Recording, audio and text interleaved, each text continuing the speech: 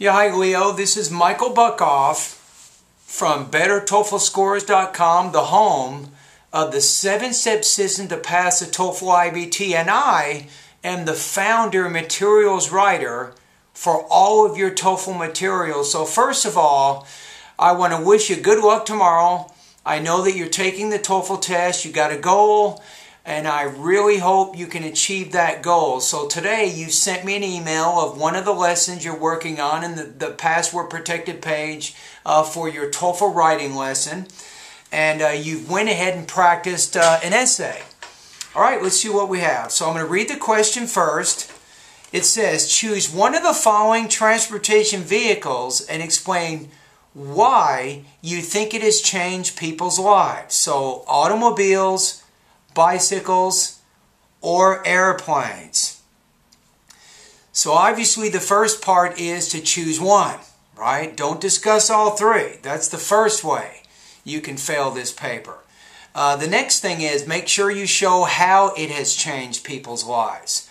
Okay, so in the introduction, you say, now you might want to read with me because I will make a few corrections as I read. So as you see the YouTube video, Leo, look below the video and you'll see my comments, or you'll see your essay along, and I will comment on it as I go. So for the past year, P-A-S-T, for the past year, comma, the transportation has changed the way people go from one place to another. Indeed, nowadays airplanes are the principal way to travel around the world. And I think that I would say this method of travel has changed people's lives for several reasons. First of all, it has become the safest way of transportation, period. Second, it is faster than all other forms of transportation. Finally, because of the advances of technology now, we can count on many airports in many places to fly us wherever we want. Okay, so I've made a few changes grammatically, vocabulary-wise. So let's talk about your introduction first. So you do have a good general statement. Then you talk a little bit about the question itself, and then you include your thesis. So that's good. Now, we get to your paragraph 2 here.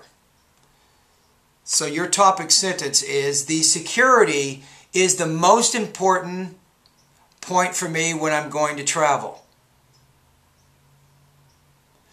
Okay, that topic sentence, don't do that. You have to focus the topic sentence around the purpose of how it has changed people's lives. So instead of saying what you're saying, you say, first of all, airplane travel has changed people's lives because it has made it safer. So then you say, therefore, my first choice to travel would be airplanes. However, airplanes is the safest way to travel. Many people have been afraid before taking a flight. For example, I lived in this experience when it turned on the turbines. You feel a little nervous, but the records confirm that 1 to 1 million suffer from accidents by airplanes. Okay, so this paragraph, your topic sentence doesn't really focus around airplanes changing people's lives in terms of safeness or they're safer. The rest of the paragraph, what you did at the very end, the records confirm that the whole paragraph needs to focus around how or why you think airplanes are much safer as opposed to traveling by car or bus or some other form.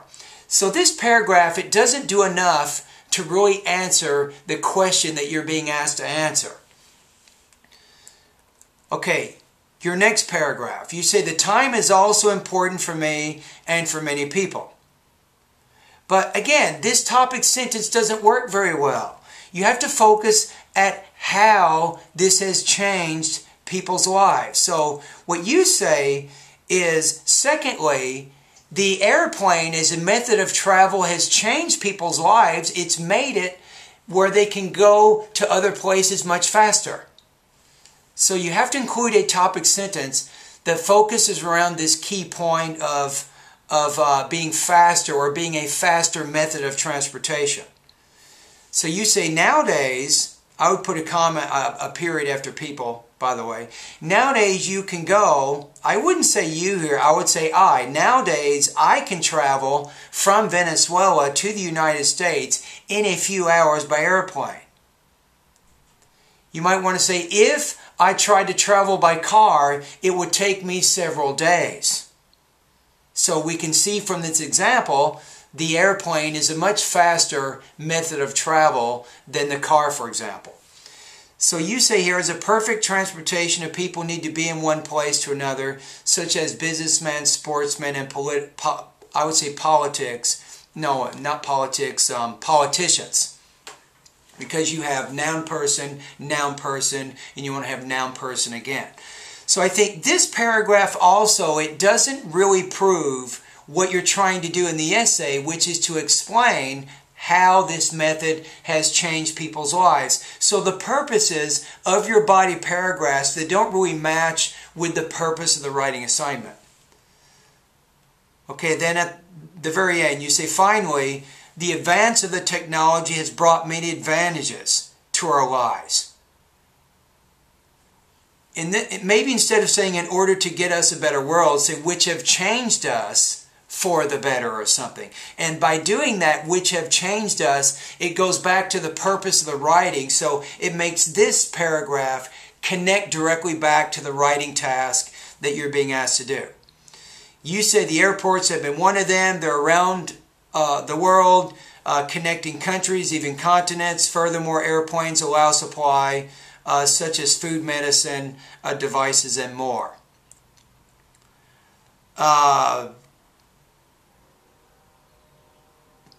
Yeah, I don't know there exactly what you're trying to do there, but I don't think it really connects back to the writing assignment. So you say, in my view, airplanes have changed people's lives because of three factors: time, communication, and security. Now wait a minute. Now if in your body paragraphs you mention A, B, and C, make sure you refer to those things in the same order at the end. For example, you say time, communication, and security, but if I remember correctly, security was the first point you mentioned in your developmental paragraphs. So the order of your conclusion of how you restate your ideas needs to match the order that you presented those ideas in those paragraphs. Okay, so I'm looking at how you organized your ideas. So I think that you're learning a little bit more about how to organize TOEFL writing, but you're still not connecting your writing and your body paragraphs, specifically your topic sentences and such, back to the purpose of the writing. So I don't think that you've really very directly answered this question.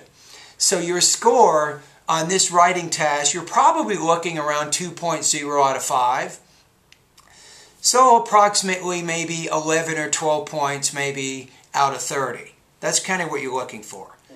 Okay, now let me answer your next question. So you're also asking me a question after the writing assignment about the integrated writing task on the TOEFL. So your question is it about my opinion, or do I have to make a relation between the listening and the lecture? So let me answer that.